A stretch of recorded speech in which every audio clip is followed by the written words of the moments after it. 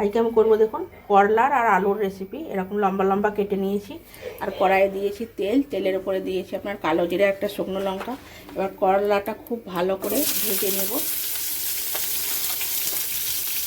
কম আছে করলা আলুটা ভালো করে ভেজে নিচ্ছি। আমি এখানে চেরা কাঁচা লঙ্কা নিয়েছি ঝালের জন্য, আর আপনারা যেরকম লঙ্কা খাবেন সেরকম লঙ্কা ঝাল দেবেন।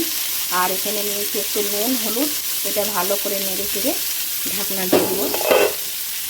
করলাটার জন্য দেখুন আমি একটা মশলা করে নিচ্ছি। এখানে নিয়ে নিচ্ছি পোস্ত, কাজু, সর্ষে আর এখানে টক দই। এটা ভালো করে একসঙ্গে একটা পেস্ট করে মশলা করে নেব। দেখুন আমার করলাটা অনেকটাই ভাজা হয়ে গেছে, সিদ্ধও হয়ে গেছে দেখুন আলু টালুগুলো। তো এবার আমি দিয়ে দিচ্ছি মশলাটা। ভালো করে নেড়ে চেড়ে আমি গ্যাসটা সিম করে ঢাকা দিয়ে দেবো। দেখুন করলার তরকারিটা আমার একদম শুকনো শুকনো মতো হয়ে গেছে। তো এর মধ্যে আমি একটু গরম মশলা দেবো। আমি আমার নিজের আন্দাজ মতো মিষ্টি দিয়েছি, চিনি।